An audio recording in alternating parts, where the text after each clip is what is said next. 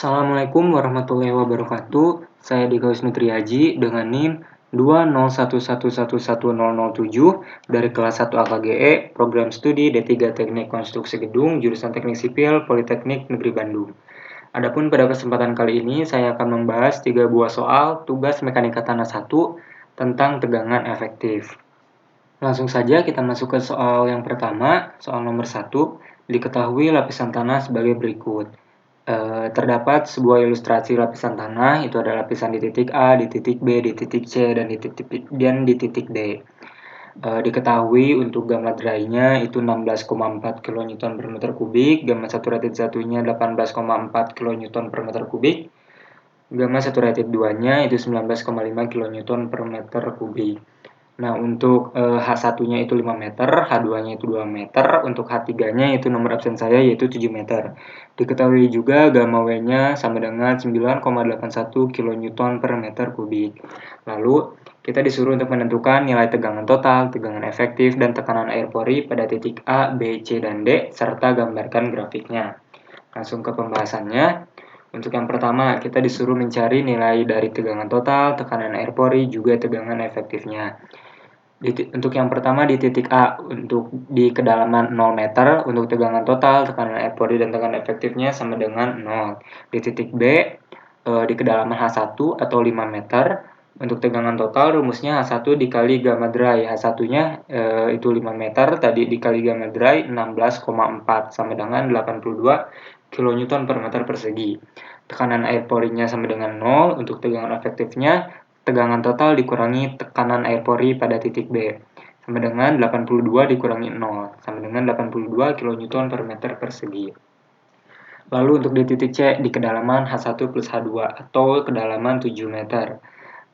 Rumus untuk tegangan totalnya H1 dikali gamma dry ditambah H2 dikali gamma saturated 1 sama dengan H1-nya 5 dikali gamma dry-nya tadi 16,4 ditambah H2-nya itu 2 meter dikali gamma saturated 1-nya 18,4 sama dengan 82 ditambah 36,8 sama dengan 118,8 kN per meter persegi. Untuk tekanan air porinya sendiri rumusnya H2 dikali gamma W. H2-nya 2 meter, gamma W-nya diketahui 9,81. 2 dikali 9,81 sama dengan 19,62. Maka tekanan air pori di titik C adalah 19,62 kN per meter persegi. Lalu untuk tegangan efektif, itu rumusnya tegangan total di titik C dikurangi tekanan air pori di titik C sama dengan 118,8 dikurangi 19,62 sama dengan 99,18 kN per meter persegi. Lalu di titik yang terakhir atau di titik D di kedalaman H1 ditambah H2 ditambah H3. Titik D dari sini ya. Atau sama dengan 14 meter. Untuk tegangan totalnya H1 dikali gamma dry ditambah H2 dikali gamma saturated 1 ditambah H3 dikali gamma saturated 2 sama dengan H1 5 dikali gamma dry-nya 16,4 sama dengan 82. H2-nya tadi 2 meter dikali gamma saturated 1-nya 18,4 sama 2 dikali 18,4 sama dengan 36,8. Untuk H3-nya itu 7 meter. Gamma saturated 2-nya 19,5. 7 dikali 19,5 sama dengan 136,5. Maka 82 ditambah 36,8 ditambah 136,5 sama dengan 255,3 kN per meter persegi. Itu untuk tegangan totalnya. Untuk tekanan air pori, rumusnya H2 ditambah H3 dikali gamma W. Untuk H2 plus H3-nya itu H2-nya 2, H3-nya 7. 2 plus 7 sama dengan 9 dikali gamma W 9,81 sama dengan 88,29 kN per meter persegi. Lalu untuk tegangan efektif, rumusnya tegangan total di titik D dikurangi tekanan air pori di titik D sama dengan 255,3 dikurangi 88,29. Maka tegangan efektif di titik D adalah 167,01 kN per meter persegi. Lalu bagaimana untuk grafiknya? Untuk membuat grafik kita menggunakan data yang tadi kita sudah dapatkan sebelumnya. Kurang lebih grafiknya seperti ini. Untuk yang horizontal itu adalah kedalaman dalam satuan meter. Untuk yang vertikal itu ketentuan-ketentuan atau nilai-nilai yang kita cari, yaitu tegangan total, tekanan air pori, juga tegangan efektif dalam satuan kilonewton per meter persegi. Pertama, untuk grafik tegangan total di titik A sama dengan 0, itu ada di sini ya, 0 meter. Tegangan totalnya 0, tegangan totalnya 0, berarti titiknya ada di sebelah sini. Lalu untuk di titik H1 ada di sebelah sini. H1 itu 5 meter, berarti ada 5 meter tuh di sini. Tegangan totalnya 82 kN per meter persegi, berarti titiknya kira-kira dari sebelah sini. Lalu untuk di titik H2 itu di kedalaman 7 meter ya, di kedalaman 7 meter itu ada di sebelah sini. Tadi kita sudah dapatkan tegangan totalnya 118,8 kN per meter persegi. Titiknya dari sebelah sini. Lalu yang ketiga itu di kedalaman di titik D, di kedalaman H1 plus H2 plus H3 atau 14 meter. Itu tegangan totalnya 255,3, titiknya dari sebelah sini. Kita hubungkan menggunakan garis, maka akan terbentuk sebuah garis grafik. Maka inilah grafik dari tegangan total itu sendiri. Lalu untuk grafik dari tekanan air pori. Mohon maaf, ini saya salah dalam penulisan, harusnya tekanan air pori. Kita lihat langsung dari data, tekanan air pori di titik A, kedalaman 0 meter sama dengan 0. Di titik B, di kedalaman 1 atau 5 meter, masih 0. Di kedalaman di titik C, di kedalaman H1 plus H2 atau 7 meter, ada sebelah sini, tekanan air porinya 19,62, titiknya ada di sebelah sini. Lalu untuk yang di titik terakhir, di titik D, yaitu H1 plus H2 plus H3 atau 14 meter, di sebelah sini, itu tekanan air porinya 88,29 kN per meter persegi, titiknya ada di sebelah sini. Sama kita hubungkan titik-titik tersebut menggunakan garis, maka akan terbentuklah sebuah garis grafik, dan inilah grafik dari tekanan air pori itu sendiri. Lalu yang terakhir, kita disuruh membuat grafik dari tegangan efektif.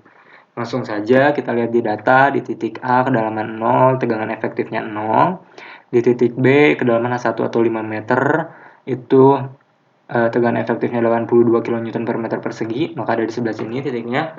Untuk yang di titik C di kedalaman 7 meter, itu 99,18 kN per meter persegi untuk tegangan efektifnya, titiknya ada di sebelah sini. Lalu di titik terakhir, di titik D kedalaman 17 meter, itu tegangan efektifnya 167,01 kN per meter persegi, titiknya ada di sebelah sini. Juga kita hubungkan dengan sebuah garis, maka terbentuk sebuah garis grafik, dan inilah hasil akhir dari grafik tegangan efektif itu sendiri. Maka seperti inilah grafik dari tegangan total, tekanan air pori, dan tegangan efektif yang ditanyakan dalam soal. Lanjut, untuk soal nomor 2, diketahui suatu lapisan tanah sebagai berikut. Terdapat ilustrasi sebuah lapisan tanah, ada lapisan di titik A, di titik B, juga di titik C. Diketahui untuk E pasirnya 0,60, untuk GS pasirnya 2,67. Sedangkan E lempungnya 0,85 dan GS lempungnya 2,77. Diketahui untuk H1-nya 8 meter, untuk H2-nya itu nomor absen saya, absen 7 berarti 7 meter. Lalu gamma W-nya sama dengan 9,81 kN per meter kubik. Tentukan nilai tegangan total, tegangan efektif, dan tekanan air pori pada titik A, B, C, serta gambarkan grafiknya. Langsung masuk ke pembahasannya. Yang pertama, untuk mencari tegangan total, tekanan air pori, dan tegangan efektifnya, kita harus mencari gamma dry dan gamma saturatednya terlebih dahulu, karena tidak diketahui dalam soal. Bagaimana mencarinya? Pertama, untuk mencari gamma dry, itu menggunakan rumus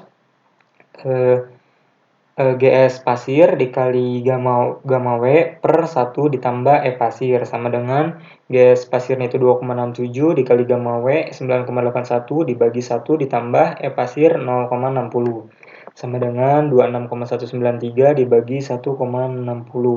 Maka untuk gamma dry-nya sendiri itu 16,37 kN per meter kubik. Lalu untuk Y saturated, itu rumusnya E lempung ditambah GS lempung ditambah 1 per E lempung dikali gamma W, sama dengan untuk E lempungnya itu 0,85 ditambah GS lempung 2,77 dibagi 1 ditambah 0,85 E lempung dikali gamma W-nya 9,81, maka sama dengan 3,62 per 185 dikali 9,81, hasilnya 19,196 kN per meter kubik. Nah, jika sudah ditemukan gamma dry dan gamma saturatednya, maka kita bisa menentukan nilai tegangan total, tekanan air pori, dan tegangan efektifnya. Kita mulai dari titik A di kedalaman 0 meter untuk tegangan total, tekanan air pori, dan tegangan efektifnya sama dengan 0. Di titik B di kedalaman H1 atau 8 meter untuk tegangan total, rumusnya H1 dikali gamma dry sama dengan H18, gamma dry-nya 16,378 dikali 16,37 sama dengan 130,96 kN per meter persegi. Untuk tekanan air pori di titik B itu sama dengan 0. Untuk tegangan efektifnya, tegangan total di titik B dikurangi tekanan air pori di titik B sama dengan 130,96 dikurangi 0. Maka tegangan efektif di titik B adalah 130,96 kN per meter persegi. Lalu bagaimana dengan titik C? Untuk kedalaman H1 plus H2 atau 8 ditambah 7, 15 meter. Untuk tegangan totalnya, rumusnya H1 dikali gamma dry ditambah H2 dikali gamma saturated sama dengan 8 dikali 16,37 sama dengan 130,96 ditambah H2 dikali gamma saturated. H2-nya 7, gamma saturatednya tadi 19,196 sama dengan 134,372. Maka tegangan totalnya 130,96 ditambah 134,372 sama dengan 265,332 kN per meter persegi. Untuk tekanan air porinya, rumusnya H2 dikali gamma saturated. Untuk H2-nya itu 7 meter dikali 9 gamma W-nya 9,81 sama dengan 68,67 kN per meter persegi. Lalu untuk tegangan efektifnya di titik tegangan efektif di titik C, rumusnya tegangan total di titik C dikurangi tekanan air pori di titik C sama dengan 265,332 dikurangi 68,67. Hasilnya 196,662 kN per meter persegi. Lalu kita disuruh untuk menggambarkan grafiknya, sama seperti yang soal nomor 1 ya, cara pengerjaannya. Grafiknya seperti ini. Untuk yang horizontal itu kedalaman dan satuan meter, untuk yang vertikal adalah nilai-nilai yang kita cari tadi dalam satuan kN per meter persegi.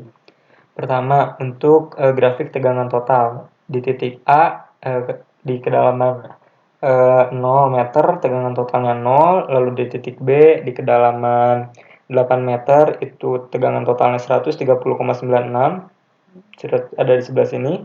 Lalu yang terakhir di titik C di kedalaman 15 meter sebelah sini itu tegangan totalnya 265,332, titiknya ada di sebelah sini.